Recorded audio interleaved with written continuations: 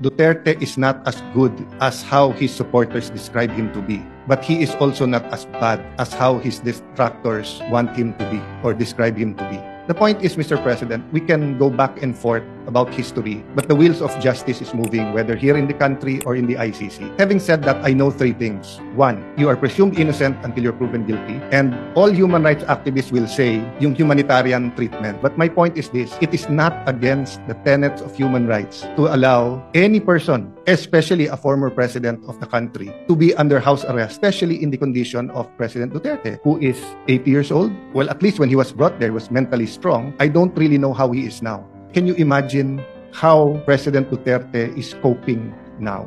So I'll oversimplify the resolution, and I know members of the Senate, especially the minority, will also speak. No? Ang appeal lang po is humanitarian treatment, and ang appeal po is that we do it as a country. So first step ang Senate, but I'll use this podium to appeal to Malacanang. Might disagree very much with the Dutertes now, with all his children or most of his children, with some of his grandchildren, with people who claim to be Duterte diehard supporters. But again, balik tayo sa humanitarian. Pag tinakpan natin yung pangalan o yung mukha niya at ganun yung sitwasyon, tutulong ba tayo o hindi? And again, hindi ko po binababa yung temperature. Human rights is important. All these issues should be threshed out, and it will be threshed out in the ICC. So, but one thing we don't want to do, no, is to see former president suffer as if it is a punishment when he has not been convicted. So, Mr. President, this is not only for him, but it is for us as a nation. I cannot imagine what the country will do if something, I don't want to say it, but if something happens with him in the detention center at wala man tayong ginawa. So, I'd like to thank you, Mr. President, the Majority Leader. I'd like to thank our colleagues that we